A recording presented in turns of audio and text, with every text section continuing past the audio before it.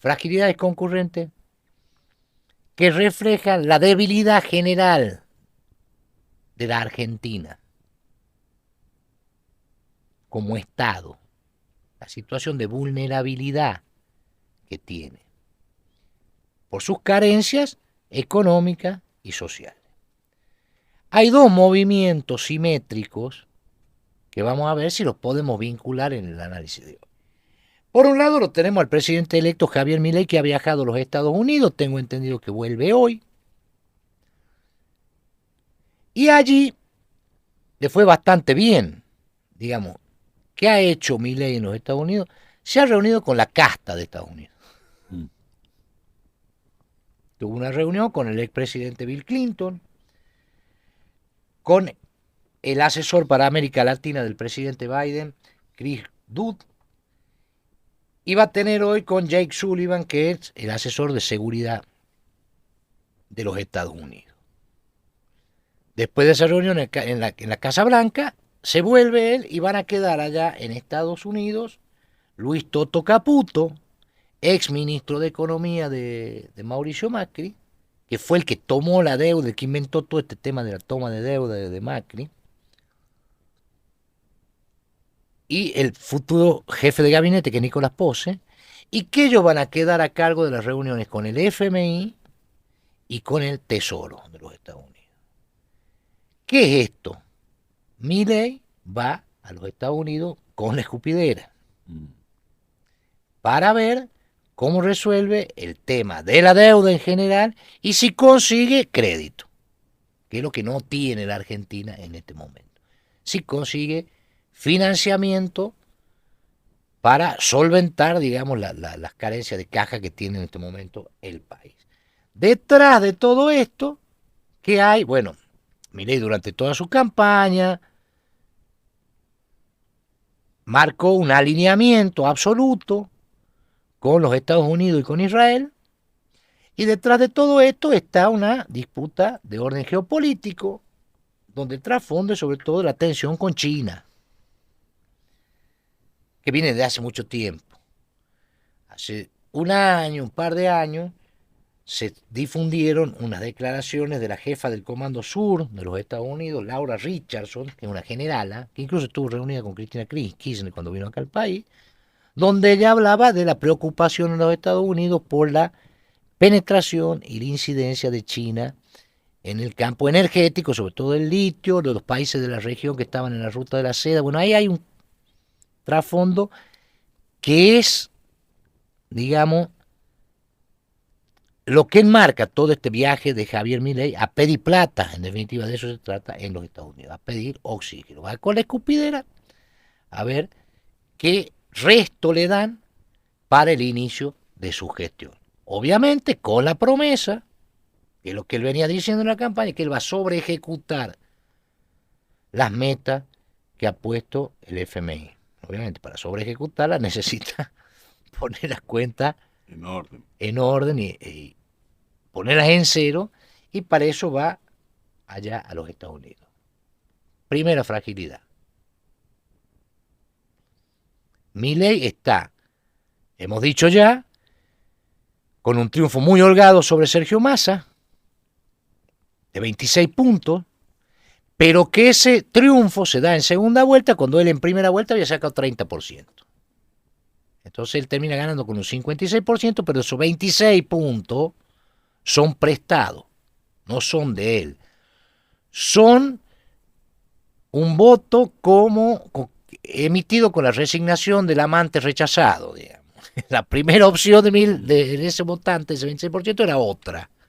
Y termina votando resignada a Milei. 26 votos, que es casi la mitad de su volumen electoral en el balotaje, que son prestados, que son condicionados. Su núcleo duro es el 30%. Por otro lado está la fragilidad en el Congreso, donde no llega a 40 sus diputados, son 7 en el Senado. No está resuelta todavía ahí la disputa sobre las conducciones de los dos cuerpos. Al parecer, el kirchnerismo no está dispuesto a entregarle la presidencia provisoria en el Senado a a Milei, digamos. La presidenta va a ser Victoria Villarruel, Claro. porque es la vicepresidenta de la Nación. Y en la Cámara de Diputados hay una balcanización donde se están buscando los mecanismos para que sea alguno de lo que quiere esta alianza del Milei-macrismo. Uno de ellos es Cristian Ritondo. Sí. Se habla de Florencio Randazzo. Bueno, hay una fragilidad de Milei en el Congreso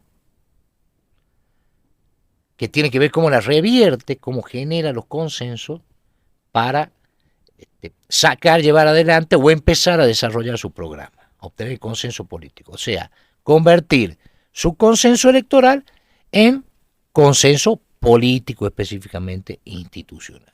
De manera tal que si a él le va bien en los Estados Unidos, él va a buscar esa fuerza, las herramientas para conseguir ese consenso afuera, en los Estados Unidos, en ese alineamiento geopolítico que se propone, lo va a buscar allí. ¿Por qué? Porque su herramienta para negociar desde la fragilidad parlamentaria son los recursos. Porque hay otra fragilidad, esta es la segunda, por eso hablo de fragilidades concurrentes, que es la de los gobernadores.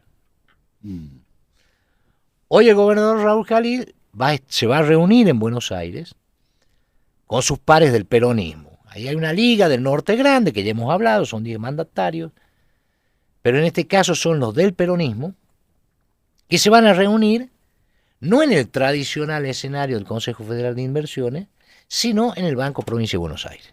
Y va a estar Kicillof allí. Kicillof está por pedir un crédito de $150 millones para pagar el aguinaldo. Por otro lado, va a haber otra reunión que son de esta flamante liga que se ha inaugurado, que es la de los gobernadores de Juntos por el Cambio. Claro. ¿Cuál es el problema que hay allí? Usted fíjese, porque es muy parecido a lo que suele ocurrir todos los fines de año aquí en Catamarca, con los intendentes respecto del gobierno. Ya han salido a decir que no van a poder pagar el aguinaldo. Bueno, Kicillof evidentemente no lo puede pagar si no saca ese crédito de 150 millones de dólares, o le da la plata al Tesoro Nacional. Pero para que le dé la plata al Tesoro Nacional tiene que conseguir la plata Milei primero en los Estados Unidos, o un reacomodamiento de los vencimientos con el fondo. Por el lado de Juntos por el Cambio salieron a decir que no van a poder pagar el aguinaldo, ellos más cómodos porque le echan la culpa a sus antecesores y a Massa. Ignacio Torres de Chubut, Maximiliano Puyaro de Santa Fe y Rogelio Frigerio de Entre Ríos. Los tipos dicen, nosotros asumimos en unos días y no tenemos cómo pagarle el aguinaldo a la administración pública. ¿Qué hacemos? En el marco de una profunda crisis de liderazgo en Juntos por el Cambio, que afecta al propio al propio partido de Macri, que se ha aliado con Milei, y también una crisis dentro del peronismo, producto de esta derrota tan contundente que ha sufrido. Veremos qué pasa, porque en realidad, ¿qué son los gobernadores? Acá la ola Milei ha arrasado con la legitimidad de casi todo el sistema, de todos los actores, más que del sistema, de los actores principales en el casillero, en la jerarquía nacional. Lo que se diría los líderes nacionales. Cristina, el propio Macri, más allá de que hizo esa finta y logró apartarse del misilazo, sacar el cuerpo, lo hizo al costo de dinamitar toda esa estructura que era Juntos por el Cambio. Sergio Massa. Bueno, los liderazgos nacionales, no hay en el orden nacional nadie en condiciones de garantizar, decir, bueno, yo te voy a dar la masa política crítica suficiente, Milei, para que vos lleves adelante tu programa o empiece sin tantas turbulencias, sin tanto, sobre todo porque ya lo hablábamos la semana pasada, faltan todavía, estamos a 28, faltan 10 días para que asuma, 10 días 12 días para que asuma, y ya es como si estuviera gastando capital político a cuenta, ya hay manifestaciones de organizaciones sociales, ya están los sindicatos abriendo el paraguas, ya salieron las organizaciones corporativas de la construcción a advertir sobre lo que va a significar paralizar la obra pública, y las provincias están alarmadísimas porque se viene una restricción fortísima de gasto a partir del anuncio. Él no puede tocar la coparticipación sin hacer un consenso casi unánime, pero sí puede restringir los giros discrecionales del Tesoro Nacional y los giros por obra pública, que han sido, durante la gestión de Alberto Fernández, un gran oxígeno para las finanzas provinciales. ¿Qué pasa acá? En la campaña, Sergio Massa elevó el piso de ganancia, el mínimo imponible para el impuesto a las ganancias, eliminó una categoría ahí y estableció la devolución del IVA para los elementos básicos de la canasta. Ganancias e IVA son recursos coparticipables, de manera tal que esa disposición impacta sobre la masa de la coparticipación federal. O sea, las provincias van a recibir menos coparticipación federal. Esto lo marcamos en su momento, que era similar a lo que Mauricio Macri hizo en 2010, o intentó hacer en 2019, cuando perdió las PASO con Alberto Fernández. También Macri elevó el piso de ganancia, claro, y devolvió el IVA. ¿Cuál fue la diferencia? Que en aquella oportunidad Macri lo hizo por decreto, los gobiernos provinciales reaccionaron, fueron a la Corte Suprema de Justicia y la Corte Suprema de Justicia le volteó la medida a Macri. Le dijo, bueno, no, si usted quiere tiene que hacerlo con plata del Tesoro Nacional, no con plata de la coparticipación de las provincias. Bueno, esto no existió, esta reacción, digamos, de los gobernadores no existió con la decisión que tomó Massa como ministro de Economía y como candidato, pero además Massa hizo sancionar esto en el Congreso Nacional. Claro. No es un decreto. O sea, hay un consenso parlamentario que habilitó ambas medidas. De manera que no es posible ni razonable que en este momento los gobernadores inicien la vía judicial para eso. Pero a pocos días de anunciar esas medidas, Massa se reunió con los gobernadores del Norte Grande y se comprometió a compensar esas pérdidas. ¿Cómo? Coparticipando otros impuestos. El impuesto al cheque. El impuesto al cheque en el 25%, creo que era, y el impuesto país, que era el impuesto que se cobra sobre la compra de divisas, sí, el 35% era, que era un volumen muy interesante. Bueno, eso nunca ocurrió. Y también, me imagino, se iba a hacer como, con una adenda, decía Massa, que se iba a agregar al presupuesto 2024. Bueno, eso nunca pasó.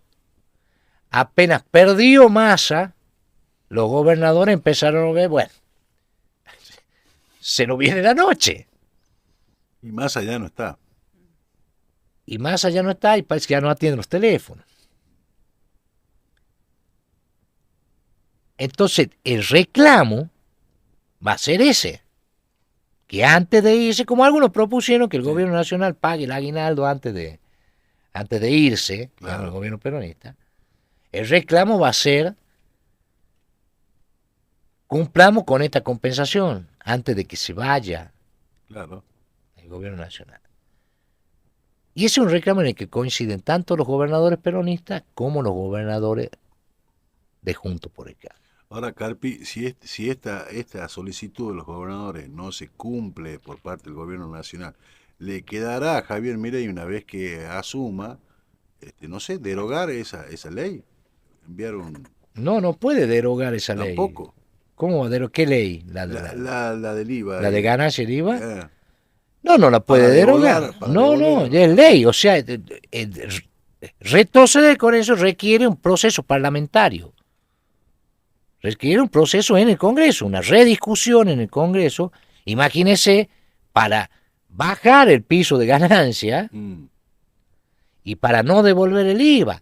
Con un detalle, Milei votó a favor de ambas medidas.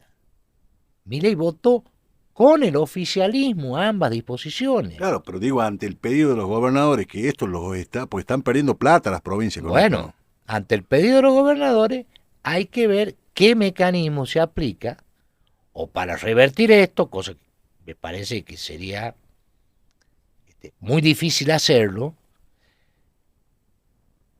Primero porque es totalmente antipopular, digamos, el tipo va a asumir con una medida traumática para los bolsillos ya traumatizados de los argentinos. Y segundo, porque no responde a la convicción de Milei. Milei apoya estas dos medidas por cuestiones ideológicas, dogmáticas. Sí. Milei es un dogmático del mercado. O sea, las leyes del mercado tienen que regir, si por él fuera, todos los órdenes de la vida. No puede ser así, bueno, porque hay un sistema, porque hay unas limitaciones. Pero si no, por ahí fuera, cada uno se la arregla como pueda. En este caso, Milei votó con el gobierno nacional, y así lo explicó en su momento, diciendo, no, había críticas de la oposición, diciendo, usted lo está ayudando al kirchnerismo, a una medida electoralista. Y me dice, no sé si lo ayudo o no lo ayudo, pero yo, ¿cómo voy a estar a favor de que haya impuestos? Si yo soy libertario, yo estoy en contra de los impuestos. Bueno, esto está en contra de los impuestos, ¿qué significa? Y bueno, tengo que ir a pedir crédito allá en los Estados Unidos. Habrá que ver cómo se diseña cómo funciona ese esquema libertario. Por lo pronto la coyuntura es esta. Hay una disposición del Congreso, ya no de Massa. Massa lo instigó. El Congreso Nacional estableció que se devuelve el IVA y que ganancias se empieza a cobrar desde un piso desde unos ingresos más altos de los que se cobraban. Retracción en las arcas provinciales. Y los gobernadores dicen, bueno, ¿y ahora qué hacemos? ¿A quién vamos a ver? ¿Quién podrá defendernos? Va a venir Chapulín Colorado a pagar los aguinaldos, a pagar los sueldos acá, a pagarle los sueldos de la Corte, todo lo que está diciendo el gobierno de la Corte. Claro. A decir, muchachos, miren esto. Esto se está desarrollando, nosotros estamos en una discusión que se está desarrollando en un contexto general muy inquietante. Lo importante acá es que los gobernadores del oficialismo, no, son todos de la oposición. Claro. O sea, son gobernadores oficialistas, inminentes exoficialistas, digamos, en diciembre van a dejar de serlo. Los gobernadores del peronismo, podríamos decirlo, para simplificar, y los gobernadores de Juntos por el Cambio concurren en este reclamo. ¿Qué son los gobernadores? Son la reserva más importante de legitimidad política que tiene el sistema, que ha quedado a salvo en el sistema tras el arrasador tsunami Milei. ¿Por qué? Porque tiene los votos. En un proceso muy accidentado, con elecciones desdobladas, o con elecciones que se resolvieron, muy poquitas, la de Provincia de Buenos Aires, la de Entre Ríos y la de Catamarca, que se resolvieron ya en la primera vuelta. Claro. Y con buenos triunfos. Digamos, Kicillof ganó muy bien Provincia de Buenos Aires. Raúl Jalil ganó más que bien. Frigerio ganó bien y desplazó allí a Bordet, que era del peronismo. Sí. Pero esos resultados después, en la segunda vuelta, se vieron matizados o relativizados porque Milei ganó, salvo en Buenos Aires, donde no ganó, pero perdió por 2 puntos, estuvo ahí al hocico. Entonces, de todas formas, los gobernadores que dicen, nosotros tenemos los votos, y los votos nuestros son tan válidos como los de Milei. En cambio, ¿qué voto tiene Toto Caputo? ¿O qué voto tiene Macri? Que no se ha sometido al electorado. ¿Qué están diciendo? Bueno, Milei, vení, arreglemos. O, si no arreglamos, nadie quiere cogobernar. Pero te tenés que sentar a hablar con nosotros. Bueno, Milei, se ve que el paso previo para eso era ir a los Estados Unidos a ver qué grado, qué margen económico va a tener para negociar con estos gobernadores. Que yo entiendo que va a tener que negociar, porque los gobernadores, y este es el detalle que me faltaba señalar, fueron determinantes en la composición de las listas nacionales. Claro. Se renovó la mitad de la Cámara de Diputados y un tercio de la Cámara de Senadores. Claro. Y allí, en la confección de esas listas nacionales, de las candidaturas, la voluntad política de los gobernadores fue determinante, o de los esquemas provinciales, si usted quiere. Catamarca es un buen ejemplo de eso. Esto se resolvió en primera vuelta, el 22 de octubre, con números muy holgados, al punto tal que el gobierno, o sea, Unión por la Patria, se llevó los dos diputados nacionales que estaban en juego, que son Sebastián Nóbrega y Fernanda Ávila, que sigue como secretaria de Minería de la Nación. Sí, en este panorama, los gobernadores, ¿qué pueden decir? No, la rienda en el Congreso, Macri tendrá lo suyo, pero la rienda en el Congreso la tenemos nosotros. Claro. Tenemos una mayor consistencia que la estamos mostrando acá. Liga de Gobernadores Peronistas, Liga del Norte Grande, Liga de Gobernadores de Juntos por el Cambio. No aparece en todas estos pronunciamientos y posicionamientos todavía la provincia de Córdoba. Si sabemos que Schiaretti colocó dos funcionarios de él, o dos hombres de él, en el gabinete nacional. Claro. Uno es catamarqueño. Que es Mogueta Prevedero, que fue su secretario de Transporte. Va a ir al misma área, al orden nacional, y el otro va a ir a ANSES. Sí. Sabemos eso. Ahora, no sabemos qué va a hacer Yarlora. Martín Yarlora, que es el gobernador de Córdoba, que va a asumir como gobernador. Que apoyó a Massa, digamos. Que apoyó más o menos. Abajo apoyaron a Massa. Yarlora es como que se mantuvo bastante presidente en un juego de mucho equilibrio, porque él es el sucesor de Schiaretti. Claro. Entonces pero ahí la provincia de Córdoba no aparece. De todas maneras, quienes están en condiciones de reunir una masa crítica para darle gobernabilidad, que este es el problema que tiene Milei. El problema que tiene Milei es que la alianza con Macri le puede haber servido para ganar la elección por los números que ha ganado, pero no es suficiente para su gobernabilidad. Tiene que hablar con otros actores. Tiene que hablar con otros dirigentes, con otros referentes. Y en este momento lo que ha quedado en pie, con legitimidad, con peso propio, con votos propios, de provincias chicas, de provincias medianas y de provincias grandes, que se juntan en ligas, por algo se juntan en ligas, son los gobernadores. Ahora, ¿cuál es la fragilidad de los gobernadores? Digo, para esta esperanza que hay de que sean la base de un resurgimiento, un reposicionamiento político, muy temprano todavía de todas maneras. Bueno, si Milei tiene una fragilidad para responderle, porque tiene una fragilidad económica, que la tiene que resolver antes de cualquier cosa, y tiene que ir a los Estados Unidos, los gobernadores tienen la fragilidad presupuestaria de que no pueden responder a sus planillas salariales, o que tienen una fortísima presión de sus respectivas estructuras estatales. Cosa que acá se manifiesta, por ejemplo, en este conflicto que hay con la Corte. Fragilidades concurrentes.